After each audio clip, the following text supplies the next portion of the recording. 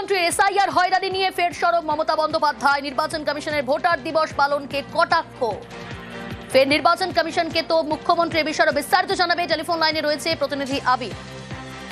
Logical discrepancy নামে নতুন নতুন অজুহাত তৈরি হচ্ছে, ফের কটাক্ষ করলেন মমতা বন্দ্যোপাধ্যায়। তিনি উল্লেখ করেছেন যে সুপ্রিম কোর্টের নির্দেশ পালন করার পরিবর্তে এবং যে আইন রয়েছে সেগুলোকে পালন করার বদলে মানুষের ভোটাধিকার রক্ষার কাজ না করে যে ধরনের অজুহাত তৈরি হচ্ছে, তাতে মানুষ অত্যাচারিত হচ্ছে এবং তাদের যে ভোটাধিকার থেকে তাদেরকে বঞ্চিত করা হচ্ছে এবং ভোটের অধিকার তাদের কাছ থেকে কেড়ে নেওয়া হচ্ছে।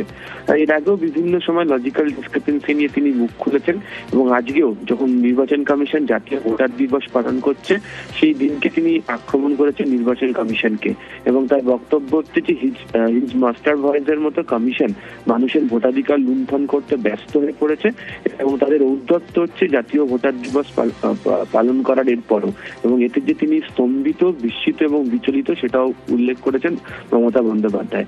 একই সঙ্গে তার বক্তব্য যে এখনো পর্যন্ত প্রায় 130 জনের বেশি মানুষ মারা গেছেন, যেভাবে 85, 90, 95 বছরের মানুষকে ডেকে পাঠানো হচ্ছে, যারা শারীরিকভাবে প্রতিবন্ধী তাদেরকে ডেকে পাঠানো হচ্ছে, এদের কি ডেকে পাঠানোর কোনো অধিকার কমিশনের রয়েছে?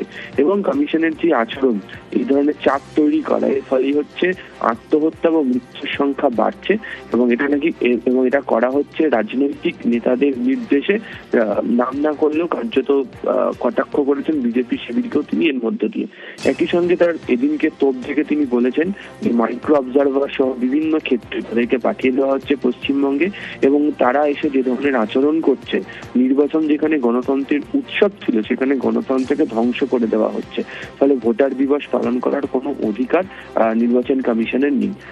এর আগেও জ্ঞানেশ কুমারকে যে কতগুলি চিঠি তিনি পাঠিয়েছেন বিভিন্ন সভাতেও বক্তব্য রাখতে গিয়ে বারবার কমিশনের ভূমিকা নিয়ে তোপ দেখেছেন, কিন্তু লজিক্যাল ডিসক্রিপেন্সির বিষয় নিয়ে যখন সবাই সরব হতে শুরু করেছেন, জাতীয় ভোটাধিকার দিবস পালনের দিনকে বাছাই করে কমিশনের যে ভূমিকা তা নিয়ে ফের তোপ দাগলেন হচ্ছে তৃণমূল সুপ্রিমো মমতা বন্দ্যোপাধ্যায়।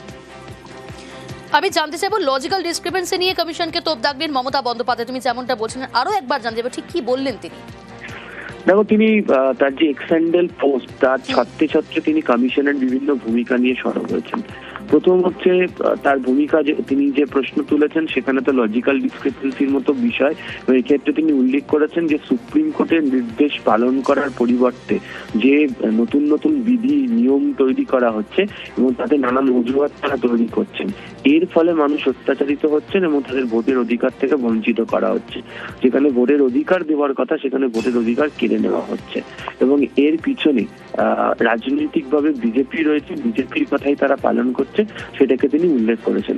দ্বিতীয়ত তিনি এদিনকে ফের প্রশ্ন তুলেছেন বয়স্কদের এবং যারা শারীরিকভাবে অক্ষম, প্রতিবন্ধী তাদেরকে ডেকে পাঠানোর বিষয় এবং তারা যে কতটা হয়রানির শিকার হচ্ছেন সেটিতে তিনি উল্লেখ করেছেন যে 130 জনের বেশি মানুষ মারা গেছেন, 85, 90, 95 বছরের মানুষকে ডেকে পাঠানো হচ্ছে এবং এই যে ধরনের চাপ তৈরি করা হচ্ছে, যে ধরনের এটা কার্যত শারীরিক এবং মানসিক নিগ্রহের পরিমাণ যেভাবে হচ্ছে, তাতে আত্মহত্যা এবং মৃত্যুর সংখ্যা বাড়ছে এবং এটিও বিজেপির নির্দেশে করা হচ্ছে বলে তিনি উল্লেখ করেছেন।